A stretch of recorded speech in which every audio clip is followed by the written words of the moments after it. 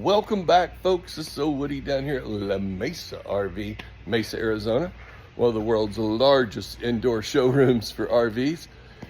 Get this question. Hey, check this out. That's pretty cool. Check that out.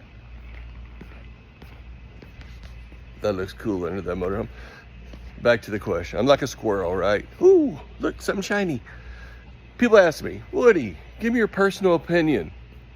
Travel trailer, fifth wheel, or motorhome? I'm reluctant to give my personal opinion, but you guys asked me for years, all the time, so I'm going to tell you. Should we buy a travel trailer, a fifth wheel, or the motorhome? That's a mixed bag. So it depends a lot about you, your usage, what you're going to do with it, how long you plan on keeping it, what's your game plan. Now me, I'm 54 years old. I got children, I got grandchildren. I might want to be gone for a while. I might want to take 1,000, 2,000. I just took a 5,500 mile trip. I was gone for 3 months. Now, let me go over some of that with you real quick, what that entails. You're dragging something behind you all the time. Wind, tail wagging the dog, travel trailer, all the weight's off the back end of your truck. You better make sure you got enough truck, right? Got rid of that, got a fifth wheel. And it's great, I'm not knocking it. It's great. I get a fifth wheel. Sets up in the back of my truck. I'm rolling on, tows better. It's great, it's heavy, right? That's just part of the business. I like it. My particular unit did not have a generator built in, neither did my travel trailer, so I had to figure out a way to get that done.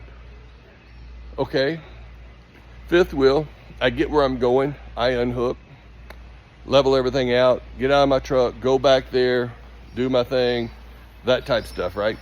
Now let me go over some of the benefits, especially if you're my age or older, right? Now, you get what you can, but you don't see people graduating up to travel trailers and fifth wheels. That's not what they do. They graduate up to a motorhome. Now, I'm gonna show you why. When you pull in a travel trailer, everyone says, miles per gallon. Well, first of all, if you're traveling, you're gonna buy gas. But on a travel trailer, that wind smacks the front of the vehicle. It rolls over the truck into the tailgate and then smacks the trailer again. 2 times. Not great mileage. You go with a fifth wheel. It smacks the front of the truck. It rolls over and then about half smacks a fifth wheel, actually less than a travel trailer the way it's designed, but typically they're bigger. Now a motorhome slaps it 1 time, and then it's just smooth sailing all down the back of it, all down the top of it, 1 time, hits it 1 time. Actually a little better than a truck pulling a trailer or a fifth wheel. But those are all small things. Really and truly, if you're buying a rig based on mileage, and I hear y'all say that all the time, you messed up. That is not the way you do it. You buy something to enjoy it. You're gonna have it a little while. Buy something you can afford, whatever that may be. Then you don't worry about the gas mileage. If you're gonna play, you gotta pay. You've heard the saying, you gotta pay to play. That's the way it is. So let's look at a motorhome and I'll tell you why it's my choice. First of all, they're amazing. So now obviously not everybody's looking at a $700,000 rig. This rig's normally closer to $1 million, but just FYI. So you're rolling in here, everything's one piece. You got big awnings that come off the side. You sit out here. You could just be kicking back under here under the shade. When things going on, you got a TV right here for the ball game. Storage. A good motorhome, it's got storage like a toy hauler almost. I mean, it's all the way around that thing, right?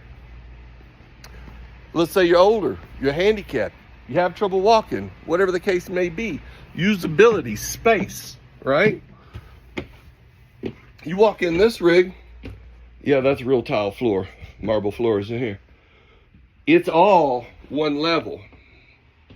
So mama ain't gonna fall getting out of bed, going to the bathroom or travel trailer, getting out of the vehicle, in the vehicle, all that stuff. It's just all, look at this fireplace in the bedroom. There's no comparison, right? Walk-in closet, sound absorbent ceiling, double sinks, washer dryer, beautiful accents, king size power bed. Now,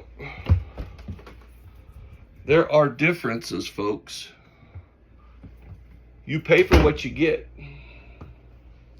Big, thick Corian. So let's talk about it for a little bit, the reality of this. You're driving down the road and you're like, hey mama, can you grab me something out of the refrigerator? Sure. She gets up. She walks down through here. Opens the fridge. She's like, now honey, did you want the raspberry flavor or the coconut flavored soda water? That's what I'm talking about. Oh, by the way, grab me a sandwich too. No problem. Okay? You're traveling down the road. Want to get something to eat? It's right there. Get something to drink? It's right there. Your partner, they're tired. They want to take a nap? No problem. They can go sleep while you're driving. You got a couch right there, makes a bed. You got 2 power recliners right here. You got a big bed in the back. A lot of these have a bed over the cab. How you doing that in your truck? You got a bunch of kids, you got dogs, you got taking them with you, all piled in the cab of the truck. In a motorhome, your puppy's running around here in the coach with you, sitting in your lap. You cruising down the road. It's easy. And then every time somebody's got to use the bathroom, Mama, I got to use the bathroom. All right, let me find a gas station. You got to peel off, take some exit. It's always hard to find. It's 5 miles down the road, bunch of traffic. You get in there, the kid barely has to go. But while you're there, all the other kids are hungry, thirsty, got to use the restroom. You're there for 40 minutes. You spent $30 because somebody had to go to the bathroom. In a motorhome, you're like, Mom, I got to go to the bathroom. We'll go back there and go, Junior. They just walk back there and go. Come back, sit back down. I'm hungry. Go get something to eat. Mama get you something. You're tired. You take a nap. Now that's just part of it. Now, I've had personal experience with this. My wife and I traveling. Let's say we're going across country and I get tired. I'm the designated driver in our home. So I get tired. I pull over. As this is with my fifth wheel.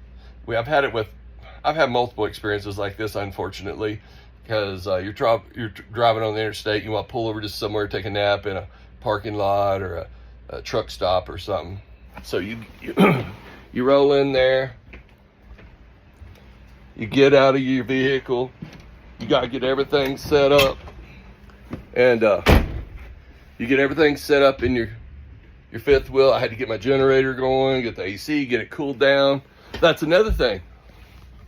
Man, when you got a travel trailer or fifth wheel, I'm here in Arizona. Brother, it is hot in the summertime. If you think you're going to jump in that travel trailer or fifth wheel, I don't care if you're going up in the mountains. That thing is hot. It's 140 degrees in that camper in the middle of the day, sitting in that lot. Well, by the time you drive it up in the mountains, it is not magically cool. You park it, you get it all leveled, you open it up, you get a generator drug out of your truck, plugged in, turned on. You're hours. It's midnight that night before the thing's cooled down. Motorhome, you're rolling with the AC on. That thing's 70 degrees going down the road. When you get there at 70 degrees, it's whatever you set that thermostat at. It's perfectly comfortable. Now, back to the story. Let's say you pulled over somewhere and you want to take a nap, right? Get some sleep. So you pull over, you get out, you do all the work to get it set up. You go get in your fifth wheel or travel trailer. lock it all up, lock your vehicle up, take whatever you need in there. Well, let's say it's 2 in the morning, which is what happened to me, and my dog starts like, what was that? My wife's like, you better go see what that is. So I look, I see a light out there. So I got a little bang stick, which is I suggest you have when traveling the country. But so I look out there and, well, there's some joker out there going to try to help me out, I think, with my generator. So I, get the old bang stick, the black bang stick, and say, hey, y'all need some help out there? Well, I think they seen the bang stick and they're like, no, sir, we good. We just checking on your generator, make sure I have plenty of fuel. We just gonna top it off for you. We didn't want you to run out of fuel for you during the night. You guys get hot. Well, thank you. But see, I was left with a confrontation. If I was in a motorhome and someone trying to get in my motorhome, right? I'm in here, they're out there, and you hear this. First of all, they can't hardly get in a motorhome. There just ain't no way in these things. Let's say some joker gonna try. Here's me. Hey, bud, just want to let you know, if you do happen to come through this door, bang stick. Now I just walk over here.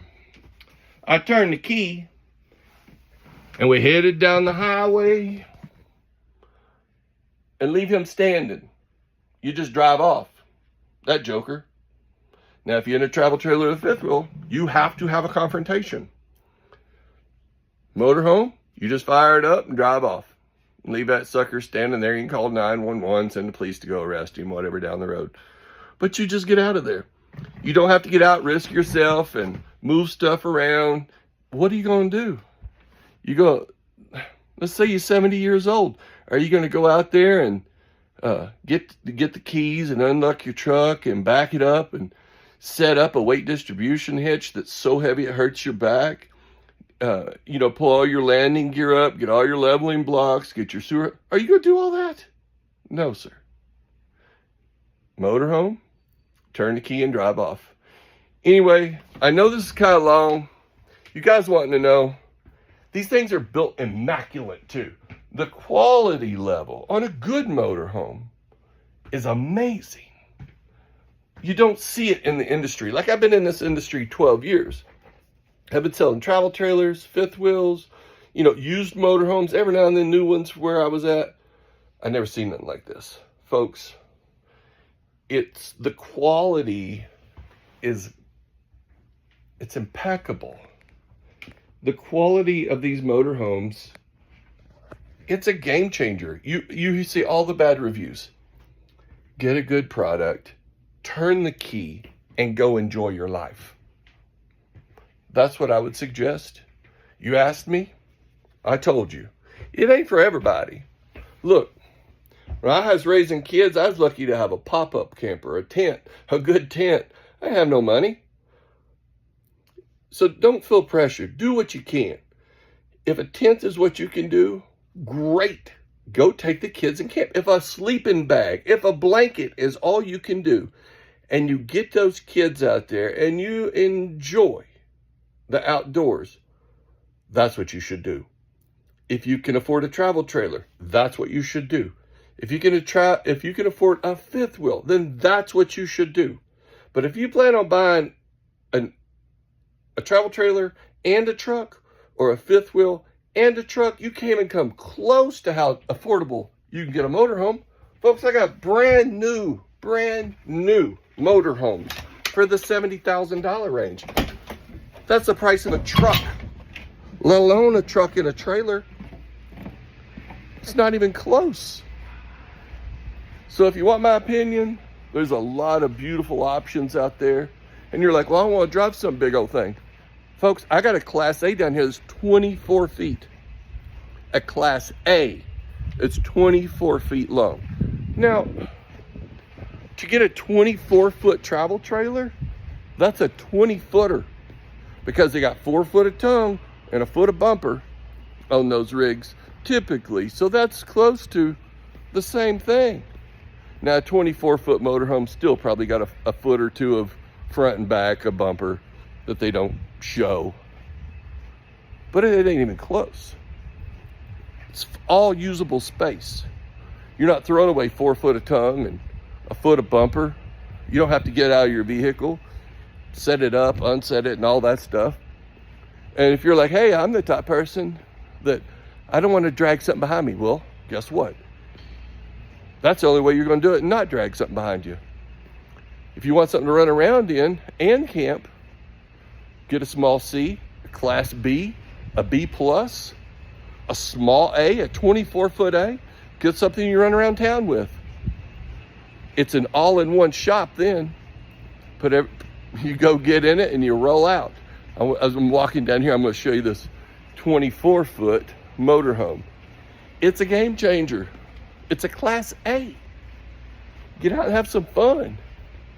It'll go, man, it's right here it is, this little axis. You got great storage. Hot water on demand. It's beautiful, frameless windows. This makes a bed. You got a power bed here. Look at the view when you're driving. Total panoramic view. And big fridge. Now this is a twin or king bed. You drop this in the middle and you have a king. Storage all the way around. TV in here. All ducted heat and AC. I mean, you guys asked, so here we go. I mean, you can do all this while you're going down the road. Big old cushy seats. Look how much space is up here. You can use a computer, eat, get directions, whatever you want to do. It's super easy. All right, guys, you wanted to know. You asked, now you know. A motorhome is a one-stop deal. You get in it and you roll out. You know when you start camping in a travel trailer? After you've driven all the way to where you're going, once you've hooked up to your truck, you've driven all the way where you're going, you've unhooked, you've set it all up, you've got everybody taken care of, and then you set your butt down around the fire, you're camping. You know when a motorhome, when your camping trip starts? When you close the door to get inside, because right then, everything you need's at your fingertips. Food, water, sleep, drink, everything. You're just rolling out. See you on the flip side. Hope I see you in a campfire near me.